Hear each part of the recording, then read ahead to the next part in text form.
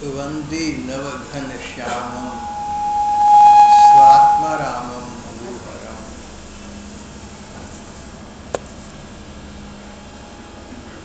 लगभग 125 वर्ष पहले मधुसूदन दास नाम के एक भक्त हुए थे। मधुसूदन पर श्री राधिका जी की बड़ी कृपा थी। भगवान की कृपा तो सभी पर होती। राधिका जी की इन पर कृपा थी। इसका कारण था मधुसूदन दास मन के सच्चे थे, सरल निर्मल हृदय के थे। सभी लोगों का, सभी जीवों का कल्याण चाहते थे। सदा से, बचपन से संसार के सुखों से विरक्त रहे। छोटी अवस्था में अपना घर, अपना गांव छोड़कर व्रजभूमि आ बैठे। यहाँ आकर सोचने लगे कि जिन्हें श्री कृष्ण को प्राप्त करने के लिए आया तो वे तो मिले नहीं। उन्हें पाने का मार्ग भी तो मुझे नहीं पता। कोई बताए तो मुझे कौन सा वो मार्ग है जिस पर चलकर मुझे भगवान की प्राप्ति हो जाए, भगवान कृष्ण की प्राप्ति हो जाए। प्राप्ति का मार्ग तो वही बता सकता है जो स्वयं वस्तु को प्राप्त कर चुका हो। भगवान कृष्ण की परिपूर्ण प्राप्ति तो एकमात्र श्री राधिका जी को है। राधा जी के अतिरिक्त ऐसा कोई विश्व ब्रह्मांड में नहीं है जिसको श्री कृष्ण की, भगवान कृष्ण के प्रेम की पूर्ण प्राप्ति हो, परिपूर्ण प्राप्ति हो। ऐसी तो श्री राधिका जी है। राधिका जी को पुकारूं, राधिका जी कोमल हो जाए, द्रवित हो जाए, करुणा करें, कृपा करें तो मुझे श्री कृष्ण से मिलवा सकती। हमारे धर्म ग्रंथ कहते हैं कि श्री राधिका जी की कृपा प्राप्त करके श्री कृष्ण को प्राप्त करना बड़ा सहज कार्य है। और फिर राधा जी तो चाहती भी यही है कि संसार के जीव संसार की सांसारिकता को छोड़कर अपने मन को ऐसा शुद्ध विशुद्ध बना लें, अपने मन को ऐसा निर्मल, ऐसा विमल बनाएं कि भगवान की उनको प्राप्ति हो सके। मधुसूदन दास यहाँ व्रजभूमि आ गए थे।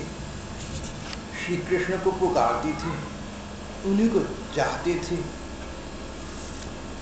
उन्होंने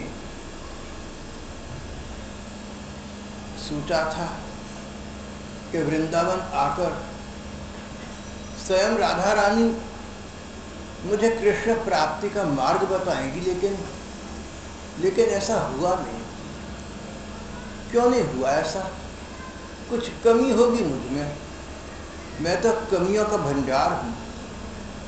कितनी कमियाँ ऐसी हैं जो मुझे अपने को पता है, कितनी अन्य कमियाँ ऐसी होंगी जो मुझे अपने को पता नहीं होंगी। पर इनके निवारण का भी उपाय श्री राधा कृष्ण ही हैं। मधुसूदन के मन को कष्ट होने लगा। मैं तो तुम्हारे धाम में आ गया, मैं तो तुम्हारे चरणों में आ गया। अब जैसा हूँ मुझे वैसे को तुम अपनाओ, मुझे अपने योग्य बनाओ, मुझे अपना मार्ग बताओ। अब तो मैं तुम्हारे प्रभार में आ गया, अब तो मैं तुम्हारे चार्ज में आ गया। अब तो मेरी सार संभाल तुमने ही लेनी है। तुम्हारी प्राप्ति के लिए क्या करना चाहिए मुझे तुम बताओ, और जो करना चाहिए मैं उसको कर सकूं, ये सामर्थ्य शक्ति मुझे तुम प्रदान करो। अब तो सब कुछ तुम्हारे पर है।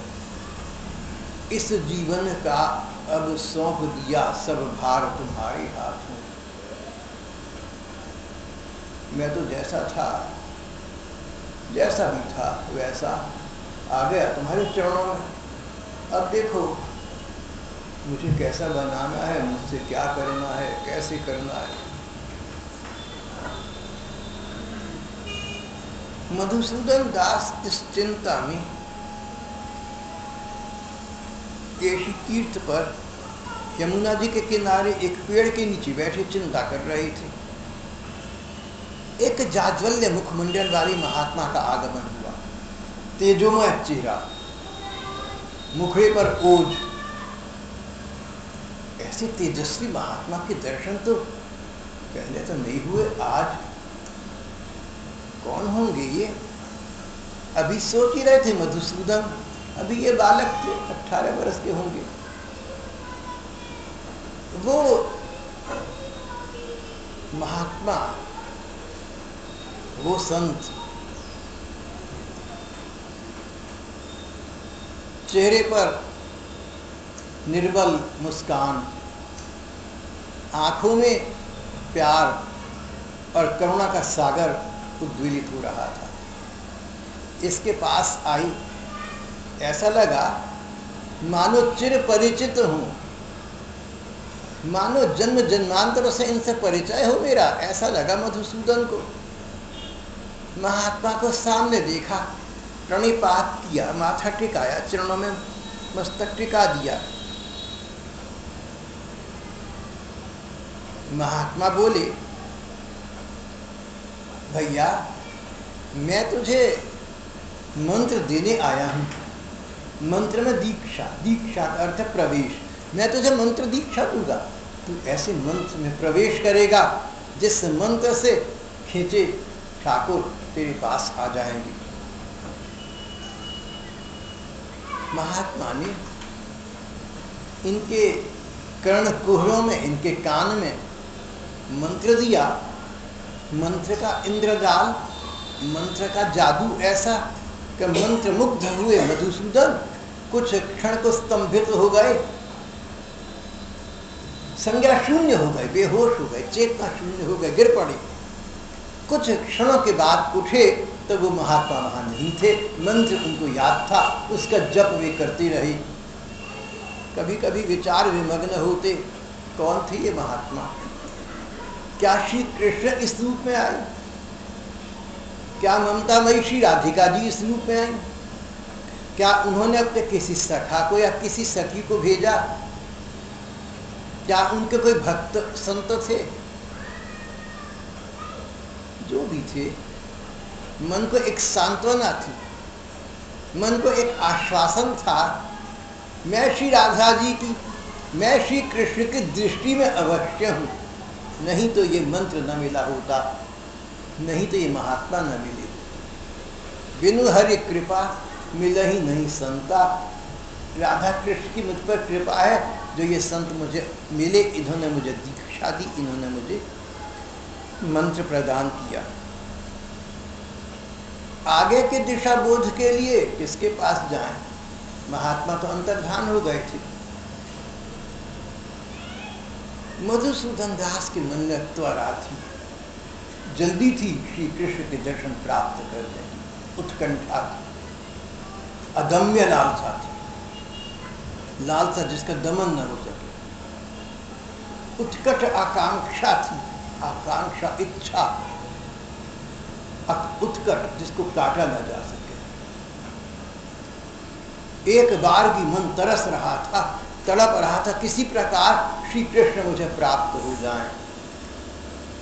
जिन्हें श्री कृष्ण के लिए घर छोड़कर,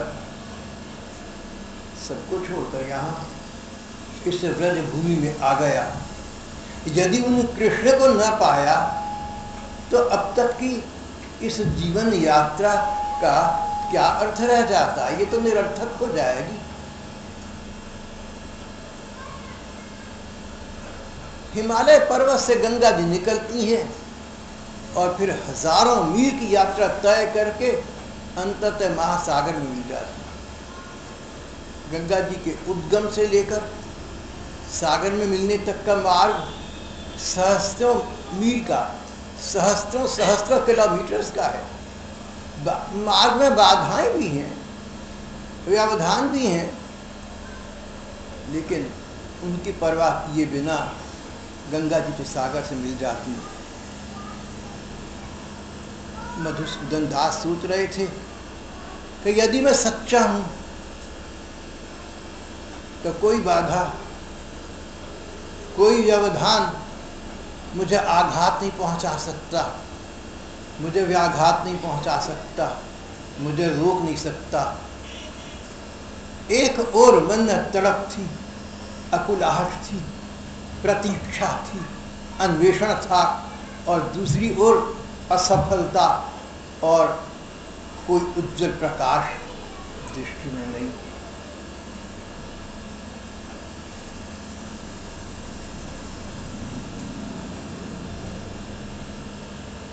समय व्यतीत होता गया।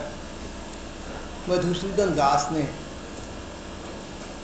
न जाने जीवन के किन क्षणों में एक निर्णय ले लिया, मैं योग्य नहीं हूं भक्ति पथ के, मैं प्रेम पथ का सुपात्र नहीं हूं,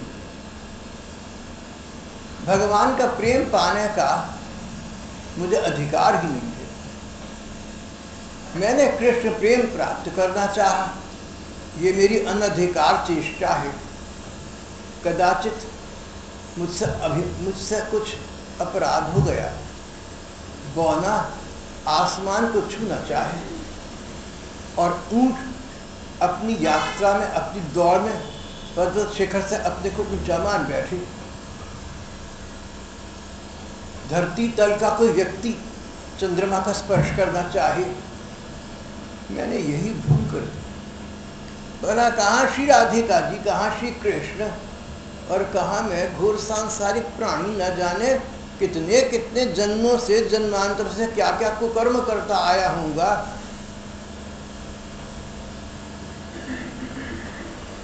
भगवान को पाने के लिए योग्य नहीं, ऐसा तो उनका मन मान गया।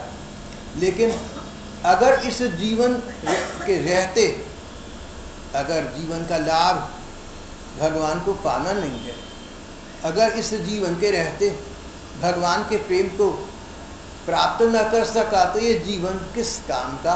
मेरे जीवन दाता मेरा जीवन वापस ले ली, जीवन अपना वापस ले ली, जीवन देने वाली, मुझे तेरा दिया ये जीवन नहीं चाहिए। तूने मुझे जीवन ये दान में दे दिया, मैं तेरा ये दान नहीं चाहता। तूने मुझे जीवन भिक्षा में दे दिया, मैं तेरी भिक्षा नहीं चाहता। भगवान तुमने जीवन दिया, अब जीवन का रस प्रदान न किया, ये कह दिया कि तू योग्य नहीं है, तू पात्र नहीं है। मैं योग्य नहीं था, मैं पात्र नहीं था। मन स्वीकार करता है इस तथ्य सत्य को, पर फिर भला मुझे जीवन क्यों दिया। अच्छा, मैं इस जीवन का स्वयं खंडन कर देता हूँ, तेरा जीवन तुझको समर्पित कर देता हूँ, जल में डूबकर इस शरीर को तुझे अर्पण कर देता हूँ। ऐसा निर्णय करके मधुसूदन दास,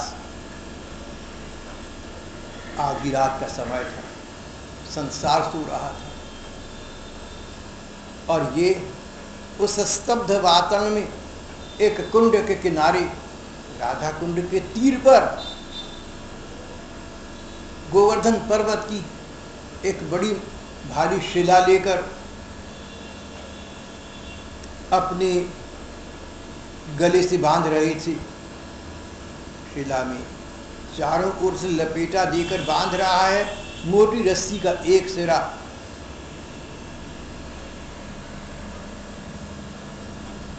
उसके मुख पर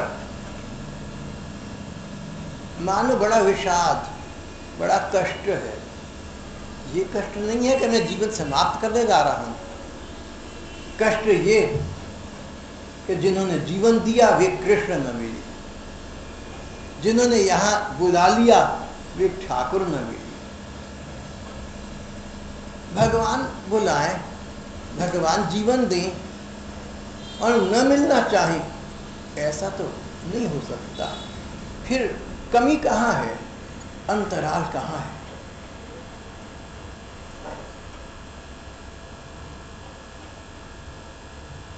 कौन सा है वो मार्ग जो पथ का पत्थर बनकर मुझे आगे जाने से रोक रहा है? कहीं तो होगा। मैं अयोग्य हूं, अपात्र हूं, तो जीवन समाप्त कर देता हूं। मधुसूदन दास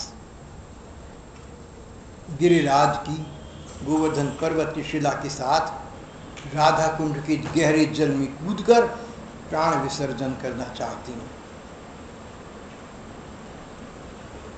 कथाकार कहते हैं, भगवान के प्रेमी भक्तों को देखो तो सही कैसे होती हैं। भगवान के जो प्रेमी भक्त हैं, जो भगवान से संसार नहीं चाहते, जो भगवान से भगवान को चाहती हैं, कैसे होते हैं वो? रुपया, पैसा, धन संपत्ति, घर परिवार और न जाने क्या क्या, जिन वस्तुओं के अभाव में लोग अपने जीवन को निरर्थक समझते हैं, बेकार सोचते हैं और न मिलने पर आत्महत्या तक का विचार कर लेते हैं, जिन वस्तुओं को न पाकर पद प्रतिष्ठा, पैसा, परिवार इत्यादि, जिन वस्तुओं को न पाने पर साधारण लोग अपने जीवन को निरर्थक मानते हैं, उन्हीं वस्तुओं को, उसी पैसे, प्रतिष्ठा, पद, परिवार को छोड़कर उसी को निरर्थक समझकर मधुसूदन दास बाबा आज अपने शरीर का विसर्जन करने आ रहे हैं। भक्तों का पथ संसार के साधारण लोगों के पथ से बड़ा पृथक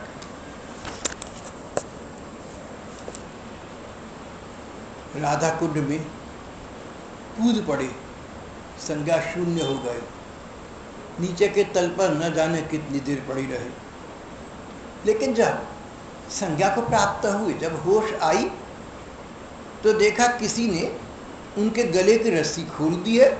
वे कुंड के तट पर बैठे हैं, हाथ में एक ताल पत्र है, एक पत्ता भी है ताल का, उस पर कुछ लिखा हुआ।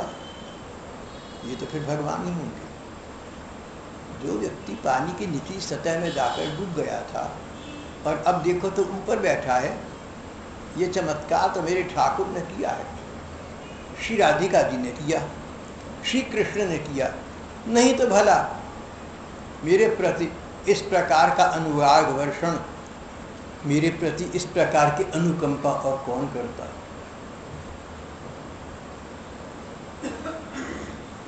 मधुसूदन समझ गए, कोई ग्रह है मेरे लिए तो श्री भगवान का अनुग्रह है।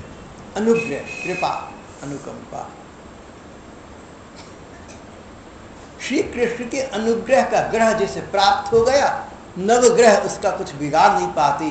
तभी तो पानी में डूबा मैं बचकर बाहर आकर तट पर बैठा हूं। एक महात्मा विख्यात थे, वयोवृद्ध थे, ज्ञान वृद्ध थे, बड़े बुजुर्ग थे। मधुसूदन दास ने उनके चरण में जाकर प्रणाम किया, सारी बात उन्हें बताई और तालपत्र दिखाया। उन्होंने कहा कि तुम्हारे पर राधा रानी की, भैया तेरे पर तो राधा रानी की यथेष्ट कृपा हो गई। तालपत्र पर जो लिखा है वो स्पष्ट नहीं है, कृपा तो स्पष्ट है पर लिखी सामग्री स्पष्ट नहीं है। तुम फिर राधा कुंड जाकर उन्हीं प्रिया जी को, उन्हीं श्री राधिका रानी को पुकारो। वे कोमल हैं, करुण हैं, ममतामयी हैं, तुम्हारी आर्त स्वर की पुकार को सुनेंगी, तुम्हारे हृदय के स्वर को सुनेंगी, चुप न बैठी रह सकेंगी। जो संसार में इस जन्म के हमारी माँ है, हम रोकर कोई प्रार्थना करें, चाहे हम कितने गए बीते क्यों ना हो, तो जो इस जो इस जीवन में जन्म देने वाली माँ है, वो भी अपने अयोग्य अपात्र बच्चों को, नालायक बच्चों को रोपण चरणों में जाकर तो माँ स्वीकार कर देती, कृपा कर देती, दया कर, प्यार कर देती। तो ठाकुर जी तो हमारे जन्म जन्मांतरों की माँ है। मधुसूदन को ये बात जच गई, जाकर पुकारता हूँ राधा रानी को, प्रिया जी को पुकारूंगा। सूर्य कुंड गए, वहां श्री राधिका जी को पुकारा। अर्ध दिवा स्वप्न, आधे सोए से थे ये मधुसूदन दास, तंद्रा में थे, आधे सोए से थे। इनको ऐसा लगा कि श्री राधिका जी प्रकट हो गई हैं।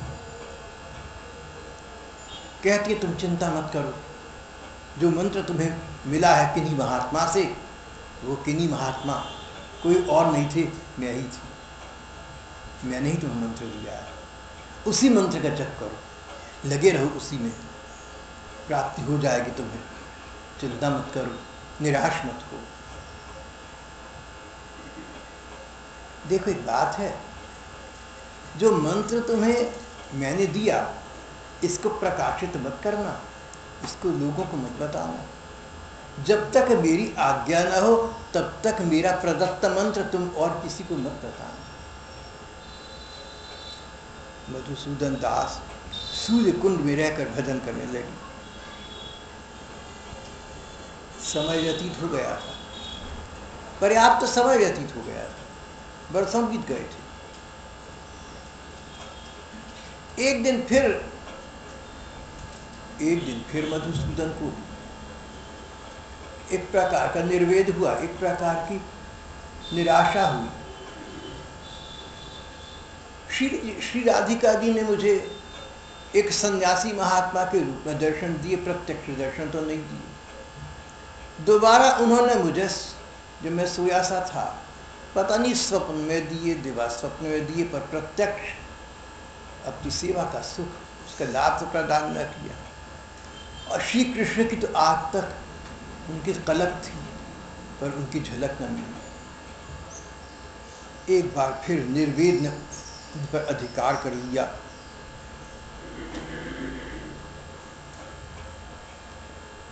कातर कंठ से पर मुक्त कंठ, करुण गले से लेकिन ऊंचे स्वर में, उस एकांत स्थल में, खुले आकाश के नीचे मधुसूदन दास श्री राधिका जी को पुकारने लगी। उस समय फिर जब ये सोए तो स्वप्न में श्री राधिका जी का आदेश मिला। उन्होंने फिर कहा, मधुसूदन दास कातर क्यों होते हो, निराश क्यों होते हो?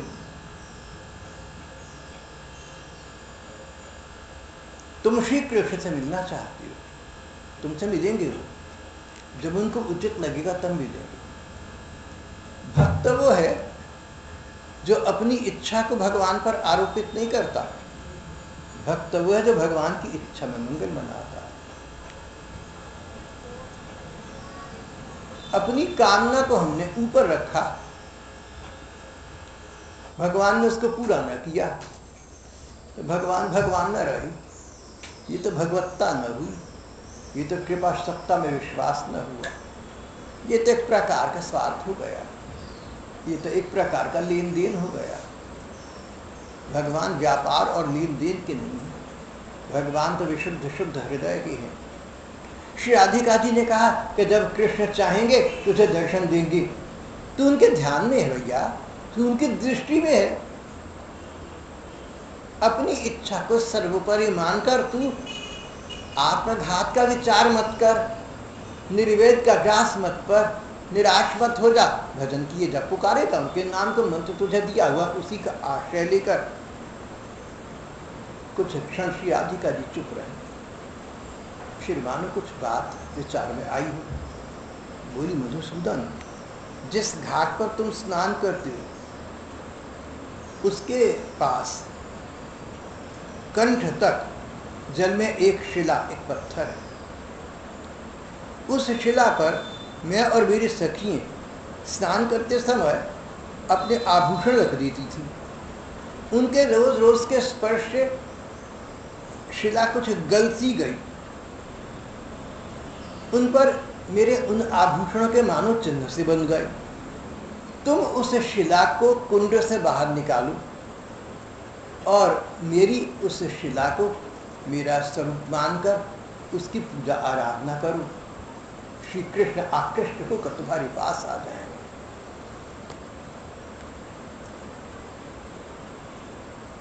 मधुसूदन दास,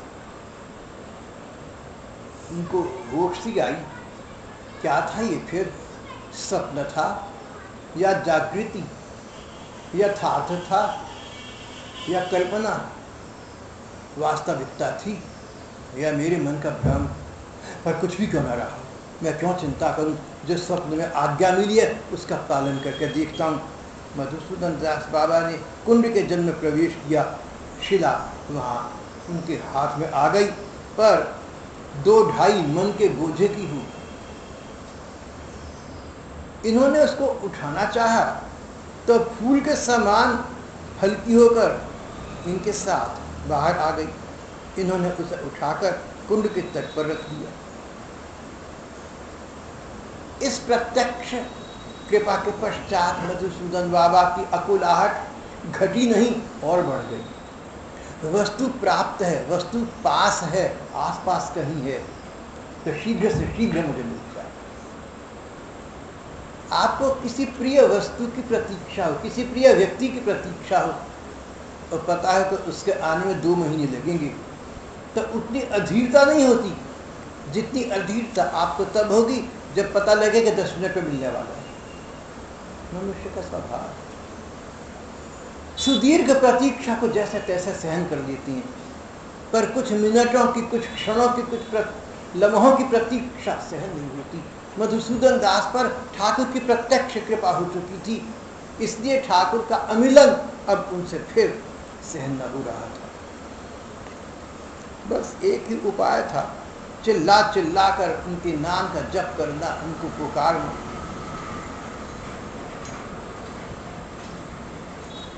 अपनी कुटिया से रात को बाहर आ जाते, पुकार कर श्री राधिका जी का जप करते, नाम लेते। जब पक्षियों का कलरव होता, पंछी चहचहाने लगते और आकाश एक अरुणिमा से व्याप्त होने वाला होता, क्षितिज में एक प्रकार की लालिमा का उन्मेष होता, पता चलता कि दिन निकल रहा है।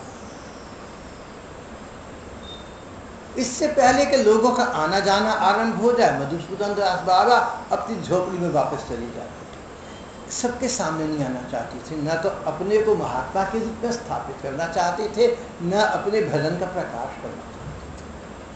भगवान के जो प्रेमी भक्त है ना, उनकी बात चले, प्रेमी जो भगवान से केवल भगवान को चाहते हैं।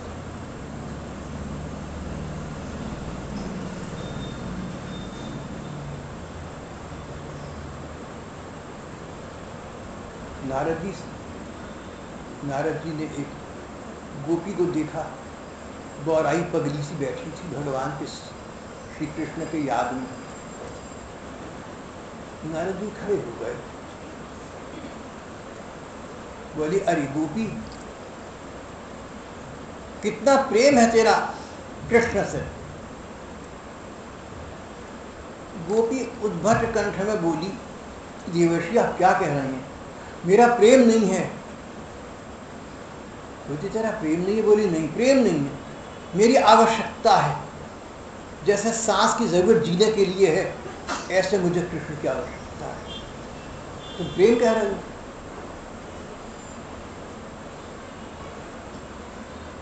मुझे उनकी चाहत नहीं, मुझे उनकी जरूरत है।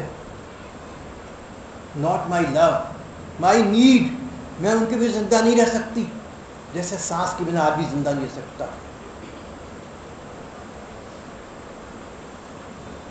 नारद जी ने अपने को धन्य माना, मन ही मन उस बालिका को नमन किया, फिर उसको हंसकर प्यार से देखा, उस बच्ची को आशीष वाक्य बोली, और फिर वही हरि गुण गाते, वीणा बजाते देवर्षि आगे के पद पर चले। मधुसूदन दास इस प्रकार की मनोस्थिति में थे।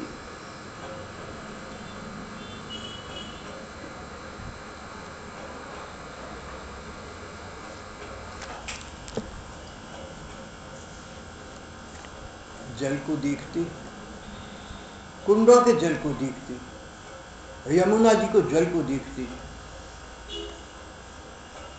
मेरे हृदय की तृषा, मेरे मन की प्यास,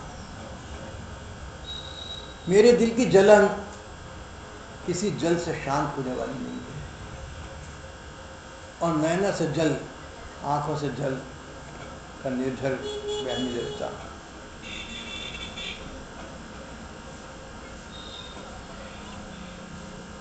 आयु बीत चली थी, जीवन का पूर्व संध्या काल आ गया, पर कृष्ण न मिली। मिली तो ऐसे मानो न मिली हूं। ऐसे कैसे मिली? लगता है मिली नहीं। ऐसे मिली जैसे मिली ना। इसका नाम मिलन नहीं है। कृष्ण, कैसे मिलोगे तुम? श्री राधिका जी को फिर पुकारा। आयु बढ़ गई थी, शरीर दुर्बल हो गया था। बड़े कष्ट के साथ रात के समय वे किसी घने वन में जाने के लिए चल पड़ी। 2 दिन 2 रात से अन्न जल ग्रहण न किया था। पाँव में क्षत रोग हो गया था, एक्जिमा हो गया था, वो बहुत बढ़ गया था। चलना फिरना भी असंभव हो गया था। एक बूंद जल भी उधर में गई नहीं थी। तब तीसरे दिन लाडली किशोरी जी, करुणामयी ममतामयी श्री राधिका जी, एक वृद्ध बालिका के, एक ग्वालिनी के रूप में रोटी और जल लेकर बाबा के पास आई। अपराह्न का काल था, लगभग 4:30-5 बजे थी, शाम का समय था। अरे बाबा, तू हिया काय को आए पड़े? मैं ढूंढते ढूंढते हैरान रह गई। बाबा, तू यहाँ घने जंगल में कहाँ आके पड़ गया? मैं तो ढूंढते ढूंढते तुझे हैरान हो गई। तू कल रोटी लेने ना आयो? तू कल भिक्षा लेने नहीं आया? परसों ना आयो? परसों भी नहीं आया। 2 दिन तुझे बिना अन्न जल के छोड़ दी। मैया ने तेरे ताई रोटी भेजी है, खाए ली। माँ ने तेरे लिए भिक्षा भेजी है, बाबा खा ली। बालिका की मधुर वाणी श्रवण कर बाबा की मानो प्राण में प्राण आ गए। बाबा इस बालिका को पहचान गए, जिस घर की थी उसे भी जानते थे। लाली, तू यहाँ क्यों आई? तूने कैसे जाना कि मैं यहाँ हूँ? लाली बच्ची, बेकार में तू यहाँ मुझे तंग करने आ गई। मैं तो मन में सोच रहा था, बिना खाए पिए अन्वेषण कर रहा हूँ, ये शरीर यही समाप्त हो जाएगा, रज प्राप्त कर लेगा। लाली, तू यहाँ क्यों आई? तूने कैसे जाना कि मैं यहाँ हूँ? बाबा, वो बच्ची मुस्कुरा दी। मुझे सब खबर पड़ जाए, सब पता लग जाता है मुझे। लेकिन श्री राधिका जी थी ना, इस रूप में आई थी, तो द्विअर्थक 2 अर्थ वाले शब्द बोल रही थी। बाबा, मुझे सब खबर पड़ जाए, अब तू खाए नहीं, अब आगे बात मत कर, कहीं भीड़ न खुल जाए। मुझे मतलब से मतलब रख, तेरे लिए खाना लगे खा ले और मुझे जाने दे। बाबा को मान हो आया, रूठ कर बोले, मैं नहीं खाऊंगा, ले जा। खाएगा क्यों नहीं? बाबा क्यों नहीं खाएगा? बच्ची ब्रज भाषा बोल रही थी। खाएगा क्यों नहीं? मैया ने कहियो है, सामने जिमाए कहियो। माँ ने कहा था सबके सामने खिला के आइए। बाबा फिर जैसे बड़े बूढ़े कुछ कल की राय देते हो, कहने लगी, बाबा शरीर में सुख दुख तो लगे ही रहे, सुख दुख तो लगे रहते हैं, प्राण सजे थे, कहा भजन पूरा हो। अरे प्राण छोड़ देगा क्या भजन पूरा हो जाएगा? तू तो वहीं का मेरा खाए ले। मेरा कहना मान करके भिक्षा ग्रहण कर ली। बालिका के मधुर वचनों की बाबा अवहेलना न कर सके। 3 दिन के भूखे प्यासे भी तो थे। बालिका का लाया पूरा प्रसाद, पहले कहे मैं नहीं खाता, ले जा, अब पूरा खा गए, थोड़ा खाकर संतुष्ट हो गए। कुछ शक्ति आ गई, ऊर्जा आ गई, तो बोले, बच्ची की लाई भिक्षा से उसको प्रसाद को ग्रहण करके अब शरीर में ऊर्जा आ गई, बोलने की शक्ति आ गई। तो क्या बोले, फिर कभी मत आइयो। वो तो समझे ना कि जिस ब्रजवासी के घर से ही भिक्षा लाती है वही की लड़की है, तो बोले फिर मत आइयो, यानी चाहे मैं भूखा मर जाऊं लेकिन भजन में बाधा मत डाल। भक्त लोग भजन को महत्ता देते हैं, भोजन को नहीं देते, शरीर को नहीं देते। फिर कभी मत आइयो, बस किशोरी ने उनकी ओर देखा, मुस्कुरा दी, रहस्य भरी मुस्कान थी। अरे मुझे पुकारते रहते हो, कातर कंठ से पुकारते, रो रो कर पुकारते हो, अब मैं आई हूं तो कहते हो फिर कभी मत आइयो। किशोरी ने उनकी ओर देखा, मंद मंद मुस्कुराती चली गई। बाबा को लगा कि पाँव में तो बड़ा कष्ट था, एक्जिमा का था, क्षतरोग का था, वो कहाँ चला गया। पाँव को देखा तो कमल जैसे सुंदर निकल आई, कोई यंत्रणा नहीं, कोई कष्ट नहीं। पाँव में पट्टी को खोलकर देखा तो क्षत का, रोग का कोई चिन्ह नहीं। अब उन्हें मानो आधी बात समझ गई। अब ये था कि ये बच्ची तो वही है जो जिस ब्रजवासिनी के घर से मैं भिक्षा करके लाता हूँ, वहां रोज निकल कर देती, ले ले बाबा। लेकिन सारे लक्षण तो श्री राधिका जी वाले हैं। सोचा उस ब्रजवासिनी के घर जाकर पता करता हूँ। धीरे धीरे जप करते करते, ध्यान करते करते मग्न मस्त बाबा अंततः उस ब्रज की माई के घर तक पहुंचे। माई, तेरी लाली कहाँ है? लाली तो ससुराल में है बाबा, उसका विवाह हो गया, ससुराल चली गई बाबा, आज लाली आ गई। लाली तो ससुराल में है। कब गई? 3 माह भय, 3 महीने हो गए। बाबा ने सारा रहस्य समझ, कुछ कहा नहीं, तो वापस आ गए। नैनों से जल धारा बह रही थी, हा राधे, हा करुणामयी। बड़ा उन्होंने इस बात को छिपा कर रखना चाहा, और अपने जैसे जो वृंदावन के साधक संत जन थे उनको ये बात बताई। एक दिन आसपास के गांव के लोग एकत्रित थे। बाबा रास पंचाध्यायी का पाठ कर रहे थे। श्री कृष्ण ने गोपिकाओं के साथ रास किया और उसके पश्चात गोपियाँ और श्री कृष्ण विश्राम करने बैठे। रास समाप्त हुआ, श्री कृष्ण विश्राम करने बैठे। किसी बच्चे ने अचानक या शैतानी से पूछा, बाबा श्री कृष्ण ने विश्राम कहाँ किया था? बाबा के मुंह से निकला, वहीं जा रहा हूं। और निर्जीव शरीर रह गया, आत्म ज्योति से वो उनके नित्य लीला में स्थान प्राप्त कर गया।